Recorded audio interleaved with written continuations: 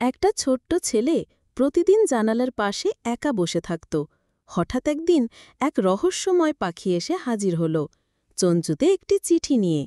চিঠিতে লেখা ছিল, খাবার খেয়ে নিও, আমি তোমাকে খুব ভালোবাসি। ছেলেটির মুখে ফুটে উঠল প্রথম হাসি। সেই দিন থেকে প্রতিদিন ভোরে আসতে লাগল সেই পাখি। নতুন নতুন চিঠি আনত, আর প্রতিটি চিঠিতে থাকত মায়ের ভালোবাসার কথা। ছেলেটি আবার খেলতে শিখল, আবার হাসতে শিখল। এখনো পর্যন্ত কেউ একটা লাইক করল না। কিন্তু একদিন এক বৃদ্ধ প্রতিবেশী এসে বললেন, তোমার মা তো গত সপ্তাহেই চলে গেছেন। ছেলেটির বুক কেঁপে উঠল, চোখ বেয়ে গড়াল অশ্রু। ঠিক তখনই আবার এলো সেই পাখি, তার চঞ্চুতে শেষ একটি চিঠি। কাঁপতে কাঁপতে ছেলেটি খুলল চিঠি, আর তাতে লেখা, আমি সব সময় তোমার সাথে আছি, সবাই সাবস্ক্রাইব করে পাশে থাকুন।